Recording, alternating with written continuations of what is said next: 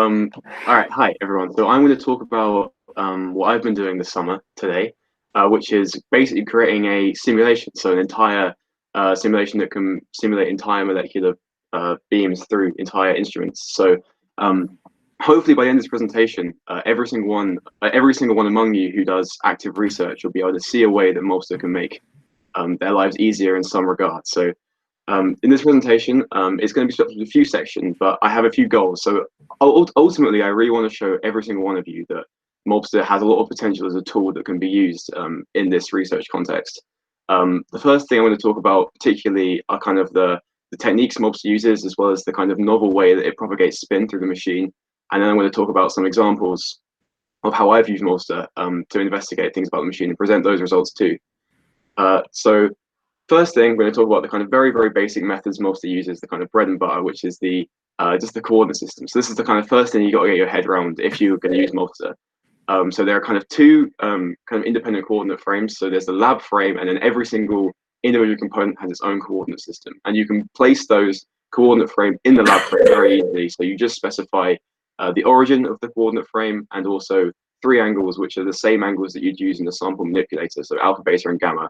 And those then orient the component in the lab frame, and then velocity and position of each particle is propagated classically through these frames, so it's just transformed as you'd expect between these reference frames.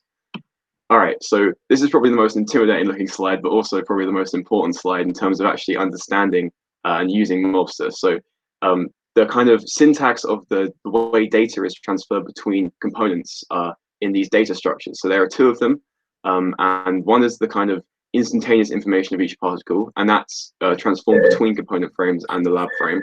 And that has so it has n entries for one entry for every single particle, and each particle has all these different attributes related to it.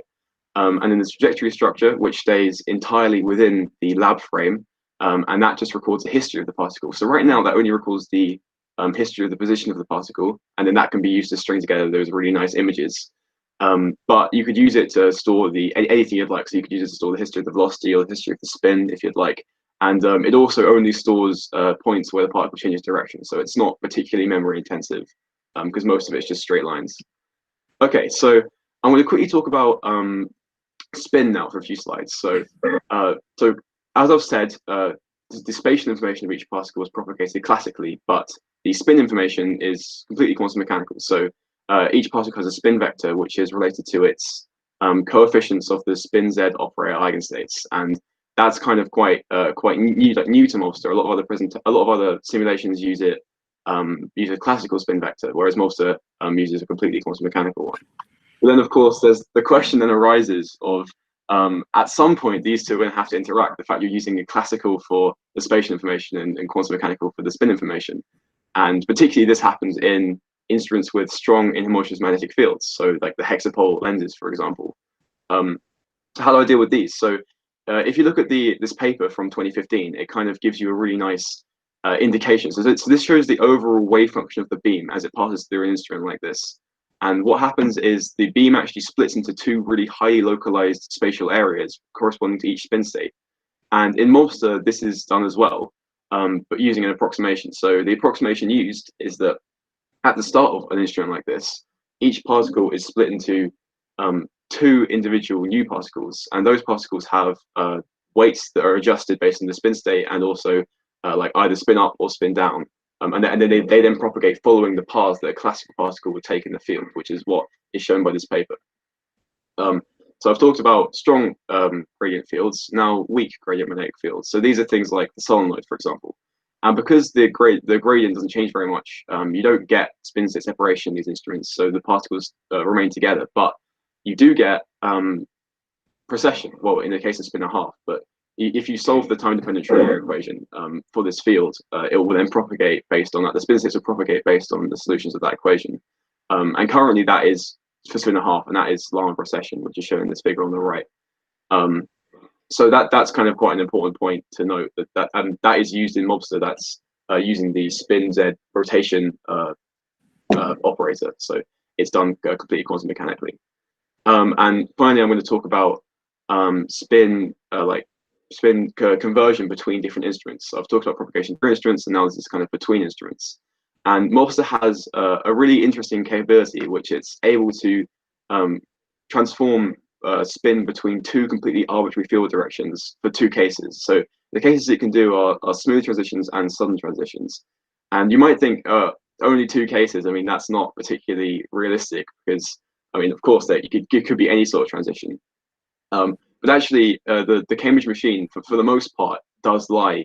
The transitions between instruments do lie in these two categories. So smooth is usually for a strong field, and sudden is for a weak field. But if you wanted to have a transition that's somewhere in between the two, the beauty of Mobster is you can just create it yourself using using an instrument, which I can talk about in a minute.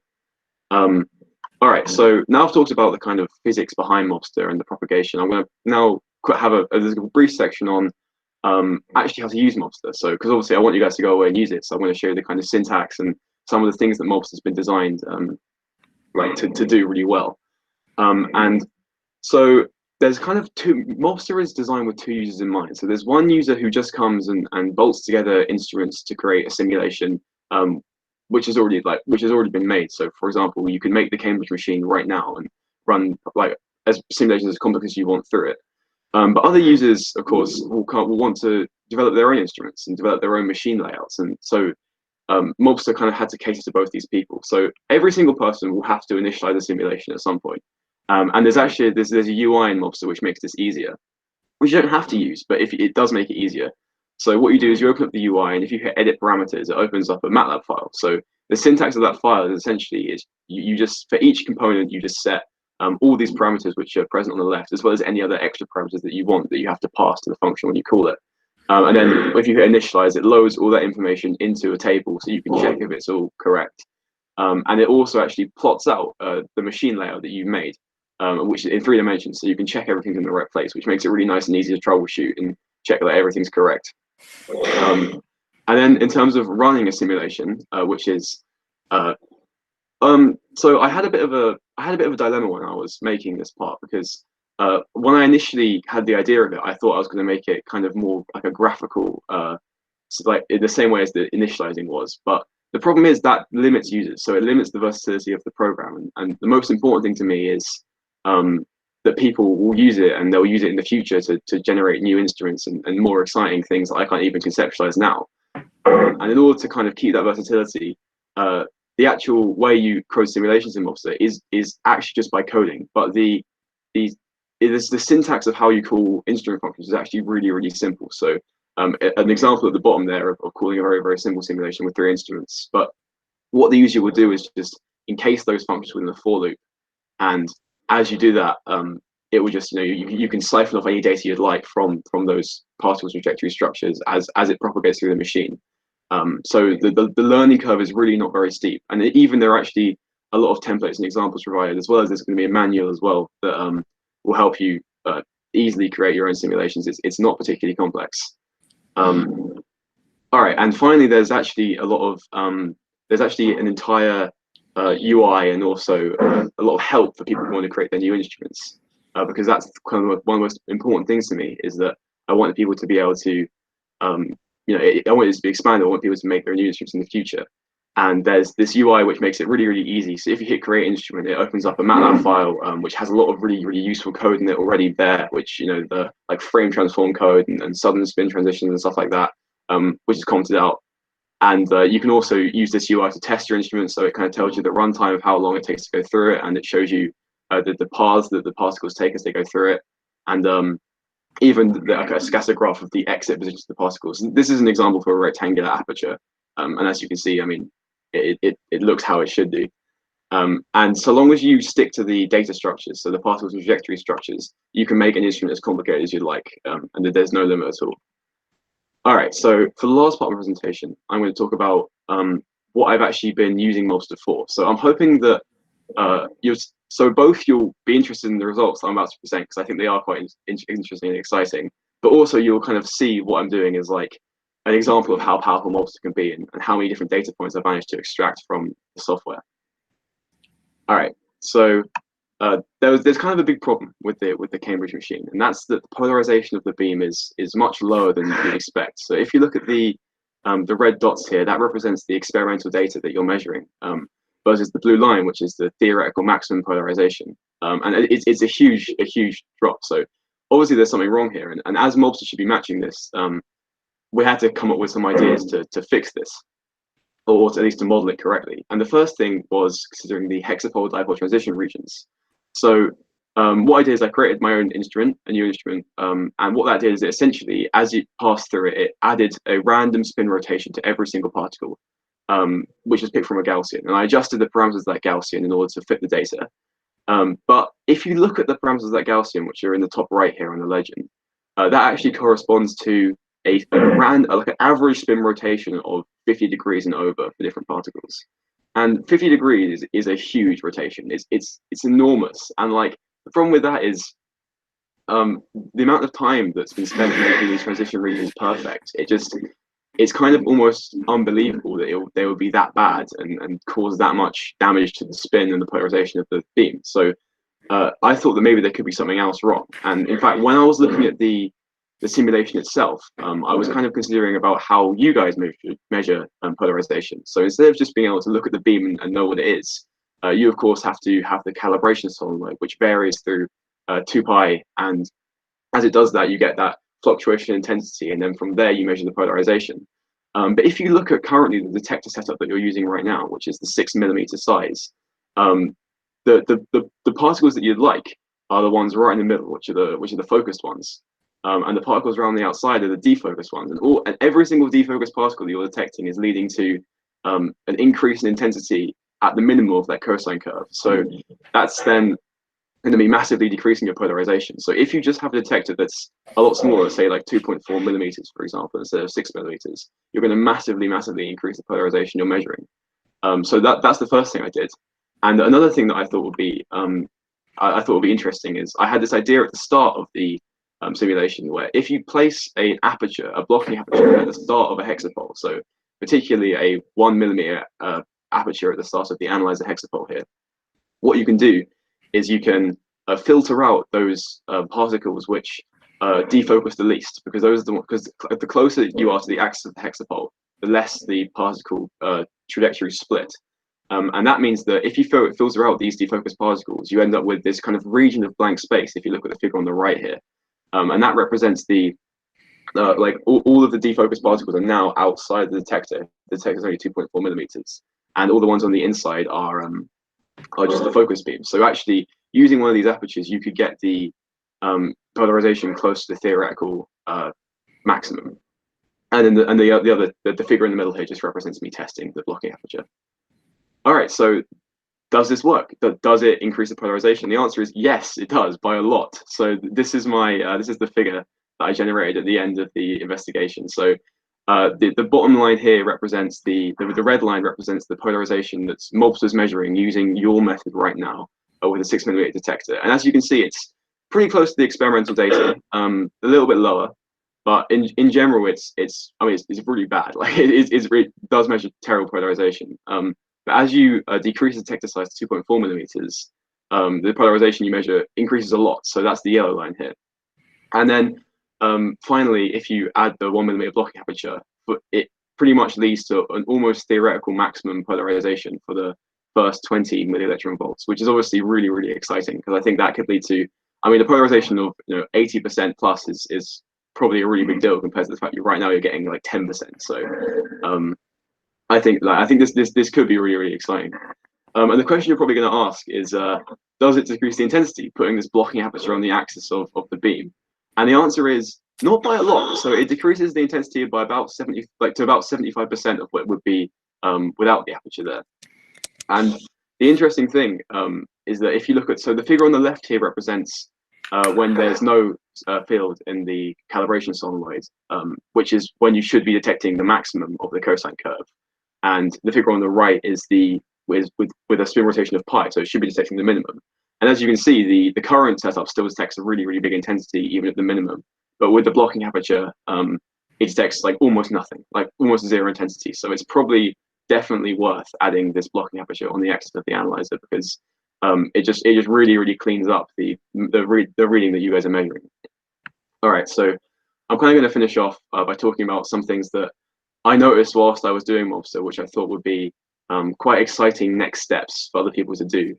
And so, I mean, as Rand's already talked about, I think implementing a more realistic source would be really good. And I mean, you could easily just take the output of a simulation, of a skimmer simulation, and convert that data into the Mobster format, and then just propagate it through the rest of the particle machine and see if it matches the data that you measure in the lab. Um, you could also the next kind of really big thing is implementing numerical magnetic fields. So right now, all the magnetic fields aren't numerical, but Mobster was created with numerical magnetic fields in mind. So there's a lot of framework that already exists for numerical magnetic fields. So it's just kind of waiting for somebody to create an instrument that just works with it. Also, Mobster should be adapted for hydrogen. So right now it's just spin a half currently, but it wouldn't take a lot of effort to increase the number of spin states because it's written very kind of generally.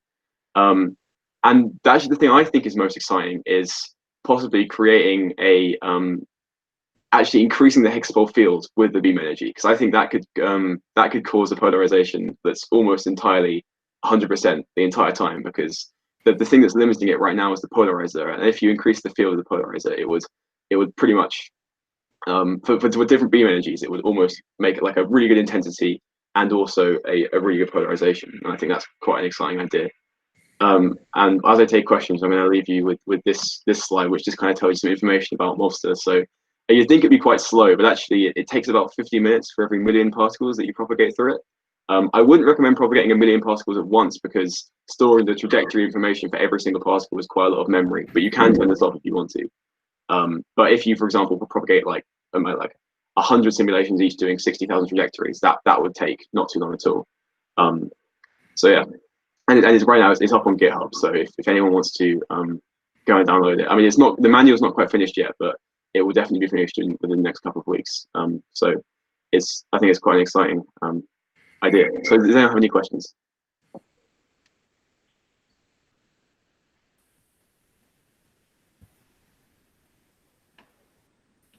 I have a question, if I can.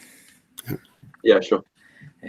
First of all, it's very nice work, Fraser. I think it's going to be a very nice tool. I have actually two questions, if I can. One, the results you showed, were they for the polarization simulations? Were they assuming this one. The polarization simulations? Yeah, for example, this one. Mm-hmm. Were they assuming your source is at the skimmer or the nozzle, or in terms of position, more importantly, diameter? So that they're assuming the source is essentially it was close-ish to the skimmer, so it's the skimmer diameter, so 0.25 at the nozzle of the skimmer, and that is and it's placed in the correct position in the Cambridge machine, so according to the literature where it should be. Right. I mean, it's interesting to see how much it changes for if you were assuming that the nozzle is actually the source of your expansion. And I think it's probably quite a small nozzle in Cambridge at the moment. So it'd be nice to see if the results coincide more with the skimmer than with the nozzle. I would guess so, but it would be nice to see. And the second, yeah, sorry. Yeah, oh, sorry. No, no. I was going to say, I mean, the answer to that one, or I was going to say that's something you could definitely do. It wouldn't be hard. Yeah. And the second question is about the propagation. So you mentioned that already in the code, you implement quantum mechanically the propagation through the fields, right, for this spin half particle. Yeah. So just about that. So basically, do you how do you do that? I mean, do you essentially just assume it's a spin state as an eigenvector, and you multiply it by e to the I gamma bt or something like that? I mean, how do you actually take into account the Hamiltonian and so on? So right now, like the solenoid instrument, which is the one that's really propagating the spin state, which you're talking about, is really, really simple. So essentially, all it is you you solve the time-dependent Schrodinger equation. It just turns out the solution is the spin z rotation operator. It just rotates them, e to the I, whereas the omega t, I think. So yeah, and it's kind of like so right now that's just what we use. It's simply just the spin z rotation operator acting. So it calculates the amount of time taken to get through the entire thing, and then it works out the angle of rotation of each spin vector, and then operates on each spin vector. Right. So in terms of spatial coordinates, essentially, the hexapole happens, you do the calculation of the hexapole just at 1 unit, sorry, of the solenoid just in 1 unit. You don't have to break the solenoid into the actual field profile it has or whatever, right? You just take the integral. Well, right now, yes, it is. It's really simple. It's just one uniform field, Okay. and you can break it into one entire unit. But no, like, it makes perfect sense for spinf. That's fine. Yeah, and but you could definitely, if you had a numerical field, it wouldn't be too difficult to split it up into smaller, like, individual integration chunks, and like that. That really, I think obviously you'd have to create a new instance to do that, but it wouldn't be like hard to expand Lobster to do that. It'll probably take maybe a day or something. Yeah, but it might change the balance between what is the time consuming thing. So right at the moment that's the hexapoles, right? And Yeah, that's because the solenoid is so simple. Okay, yeah, I understand that. That's beautiful work. Thank you for the thanks, Gil. Thanks. Could I ask a couple of questions, please? It's very nice. It's very interesting. Very nice piece of work. Can I just ask a couple of questions? So at the moment, what fields do you use for the hexapole dipole transition? Where do you get that field from? I missed that point. Sorry. So yeah, right now there is no field between the hexapole and the dipole. I tested an idea of adding a kind of approximation for that field, which was what I talked about here, which is just the like this Gaussian rotation, which was kind of an example of like, so it's clearly not particularly accurate, but creating a numerical field wasn't really something I had time to do. Yes, so sure. now, that's what I was asking. That's obviously quite difficult to do. yeah, of course, yeah. But no, and you can get a good bits of the data using this kind of this random rotation, but this actually kind of explains. I think this explains it a little bit better. Also, Can we perhaps get that? Can we go back to that one where you've got the dots and the previous one? Yeah. This one.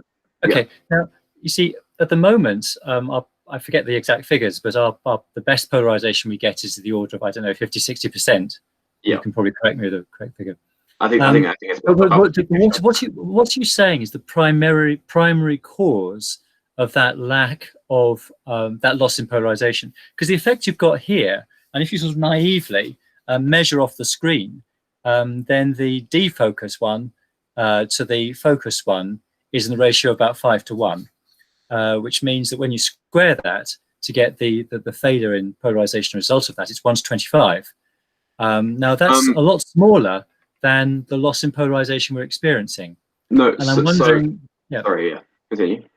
You see, from this effect alone, you wouldn't expect such a large drop in polarization as we see, would you? Because, or am I wrong? Because you see, if the area of the larger array of dots, the defocus one, is 25 times that of the concentrated one, then you've got about 4% transmission of the wrong ones, which probably, I don't know, does that give you 8% loss in polarization? But anyway, the point is, it doesn't sum up to this large loss in polarization we see at the moment, at least as I understand it. And I was wondering, am I wrong, or what would your explanation be of the loss in polarization we see at the moment? Well, I honestly, I think it is well, in terms of actually just running the simulation, decreasing the size of the detector, and then measuring the polarization the way you measure it, it does lead to the polarization increase. It is a huge decrease in polarization. I mean, I suppose I have an extra figure here, which kind of might illustrate it a little better. So if you look at the so this is just an example of adding the blocking aperture on the axis, and if you so this is kind of the count rate as it goes through, and for the one on the left, so the minimum count rate of this cosine, this is kind of how you measure the polarization. And if you look at the one with no blocking aperture, polarization there is about 75%, but because obviously if you look at the kind of as it goes up to like 0.5. As the bottom value gets lower and lower, the polarization gets a lot higher because, of course, it's top minus bottom over top plus bottom, which kind of. So I think possibly the kind of area approximation you're using isn't the best way of calculating the polarization going through, because I think there's maybe slightly more to it. But from what I measure, it is literally the effect is just caused by those extra defocus particles coming in. One reason I'm fishing for this is partly because I think what people discovered was that if the crystal is cleaner, then our measured polarization is higher. Maybe Nadav could comment on this, because I think he was involved in those measurements. And we were wondering if, to a degree, when you're looking at on specular on the zero spin echo time, that we might be picking up something from the Z motion or something like that. And I wonder if you had picked up any more about this story on the way through your trawling through the reason why our polarization isn't what it should be. I mean, right now I can pretty much only explain it by this, but to be fair, I haven't actually implemented particularly realistic samples. It's literally just a simple specular bounce. Is that the same kind of sample that you're talking about? This is I'm not sufficiently up on this observation that was made. I think I merely heard about this. The impression I had was that dirty crystals, contrary to our expectations, the specular gave a worse polarization. Or the other way around, they got one which was clean. It had a very high polarization. They were rather shocked. We did observe that cleaner crystals produce or contribute to higher polarizations, and I think that Peter's paper. I think there is a suspicion that some Z motion contributes to the loss of polarization that we are seeing, but maybe that's not the only or dominantly contributing effect. I mean, I suppose you can easily test it out. I mean, I'm still not quite 100% sure what you mean, but yeah, I mean, MOBS is very versatile, so I'm sure you could probably figure out a way to implement whatever the kind of dirty versus clean surfaces. Yes, thank you very much. Very, very nice piece of work. Thank you. I'm sorry, I had to duck out for an urgent phone call then, so I might have missed this. Did you talk about the actual aperture size that's present in the instrument at the moment? Yeah, it's 6 millimeter at the moment, which is at the detector. So the detector right now is 6 millimeters, which is what you can see here. So if you decrease, yeah. So when I checked in my lab book from when we designed it, there were two design apertures.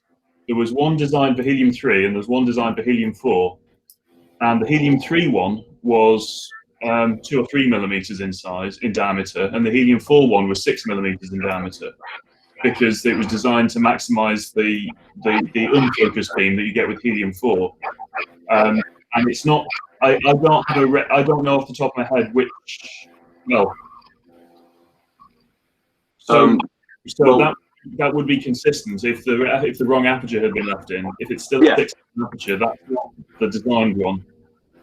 Well, right now, evidence suggests that it could be the bigger aperture based on this curve. And decreasing the detector size would be a huge.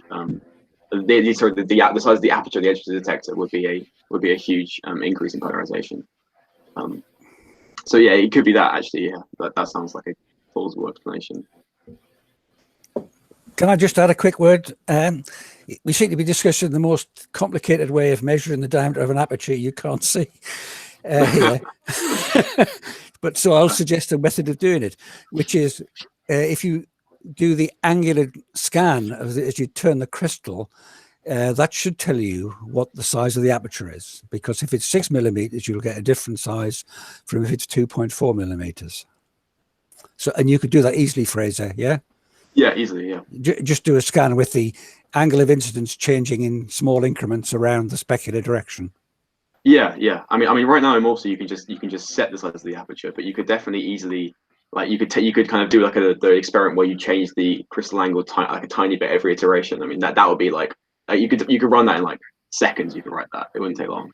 But yeah. Okay, thank you very much. I just want to point out as a last comment that you may want to consider to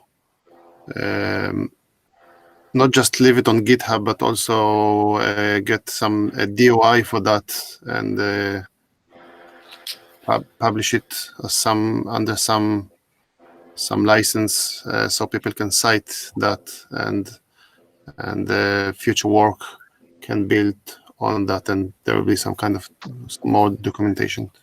But okay, sure. That sounds exciting. Yeah, definitely.